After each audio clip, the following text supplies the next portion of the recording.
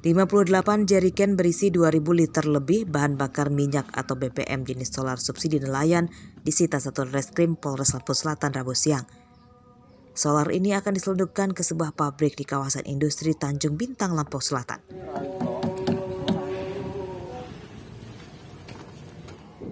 Polisi menangkap satu tersangka bernama Afrizal, warga Desa Betung, Kecamatan Raja Basa, Lampung Selatan. Polisi juga menyita sebuah mobil pickup bernomor polisi BE8260D. Kepada polisi, tersangka mengaku diperintah seseorang berinisial ID yang masih dalam pengejaran polisi. Penyelundupan BBM subsidi nelayan itu sudah dilakoni tersangka sejak 3 bulan lalu dengan iming-iming harga jual lebih tinggi dari pasaran. Pengakuan dia dibawa ke Tanjung Bintang. Di sana tentunya nggak ada nelayan yang banyak di sana. Di sana ada pabrik yang banyak. Cuman tujuannya kemana? Sementara ini belum kita bisa simpulkan karena baru keterangan dari si sopir. Kalau nanti sudah berkembang atas nama ide ini, baru kita ketahuan larinya. Akibat penyelundupan itu, banyak nelayan di pesisir Kalianda yang dirugikan. Ratusan nelayan kerap tidak melaut karena stok solar di stasiun pengisian bahan bakar nelayan atau SPBN Kalianda kosong. Kami sangat berterima kasih sekali kepada aparat penegak hukum, terutama jajaran Polres Lampung Selatan, dan kami mengapresiasi kinerja mereka yang sudah merespon keluhan-keluhan kami selama ini dengan cepat.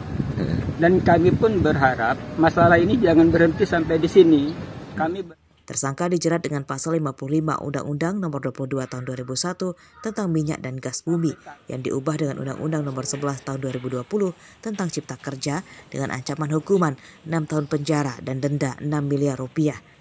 Haris Susanto melaporkan dari Lampung Selatan.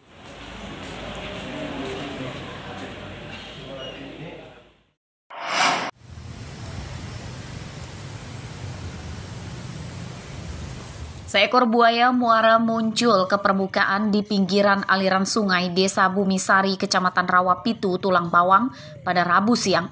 Kemunculan buaya berukuran panjang sekitar 3 meter itu pun jadi perhatian warga. Mulut buaya sering terbuka lebar, diduga sedang berjemur untuk menurunkan suhu tubuhnya. Kemunculan buaya di sungai Desa Bumi Asri menakutkan warga, sebab sungai ini adalah tempat mencuci pakaian dan mandi warga sekitar.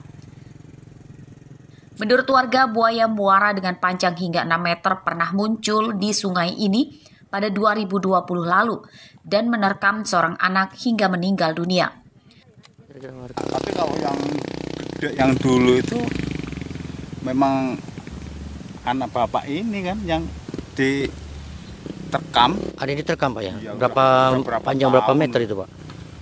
Kalau yang dulu besar. Yang ini ada berapa meter kira-kira Pak? Kalau ini nggak seberapa gede lah, sekitar 3 meteran. Khawatir nggak sih Pak dengan seringnya muncul buaya ini Pak? Memang ya khawatir. Khawatir Pak ya? Khawatir lah namanya buaya. Malah pernah menerkam juga Pak ya? Iya. Warga meminta pihak Balai Konservasi Sumber Daya Alam segera turun ke lokasi dan mengusir buaya muara supaya tidak ada lagi korban. Mustaqim melaporkan dari Tulang Bawang.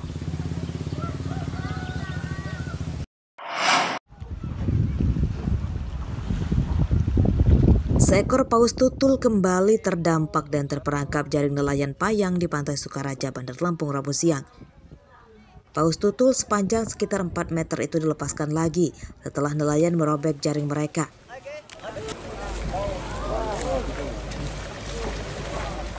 Menurut nelayan, selama sepekan terakhir sudah ada 5 paus tutul yang terdampar di Pantai Sukaraja. Fenomena kemunculan ikan paus tutul itu diduga karena angin kencang dan ikan terbawa arus ke pesisir pantai.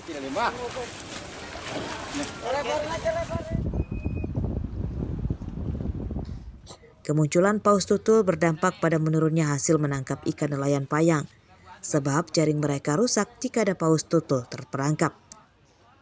Artinya karena gandula disobekin, ikannya yang di dalam itu di dalam kantong itu robek pada keluar. Jaring maksudnya itu. Jaring. Nah kalau misalkan ini berarti mengganggu sekali itu kan ya. Penghasilan saya berkurang gara-gara ikan gede tadi. Kalau biasanya sehari berapa dapatnya? Ya sehari kadang bisa 30.000. Kalau saat ini? Ini 10.000 gara-gara ikan gede. Kemunculan paus tutul awalnya menakutkan nelayan. Namun karena sering muncul, mereka tidak takut lagi sebab paus tutul rupanya tidak menyerang manusia. Paus tutul liar itu bahkan dibuat mainan anak-anak nelayan dengan mendongganginya. Paus tutul bukan termasuk hewan karnivora atau pemakan daging, melainkan makanannya adalah plankton, lumut, serta hewan kecil nektonik seperti cumi-cumi. Arsadi Saputra melaporkan dari Bandar Lampung.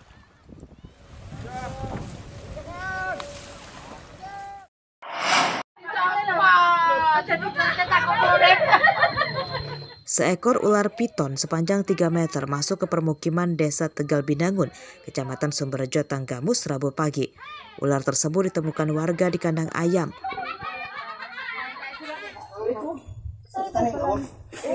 Ular kemudian digiring ke jalan dan ditangkap oleh seorang polisi Babin Kamtibmas. Ular diikat bagian mulutnya dan dimasukkan ke dalam karung supaya tidak menyerang warga. Ular piton ini diduga berasal dari semak belukar di belakang rumah warga. Ular telah memangsa 2 ekor ayam di kandang. Informasi warga bahwasanya ular tersebut sudah memakan 2 ekor. Kemungkinan dia timbul dari semak-semak yang samping kali karena beberapa hari ini curah hujan sangat deras, mungkin sarangnya pada ketutup air ataupun dapat genangan dari mana, akhirnya ular tersebut keluar dari sarangnya dan masuk ke pemukiman warga setempat. Ular piton sepanjang 3 meter yang ditangkap dibawa ke kantor polisi dan akan diserahkan ke petugas BKSDA Lampung supaya dilepaskan di habitatnya yang jauh dari permukiman. Andri Kurniawan melaporkan dari Tanggamus. Penangkapan ular.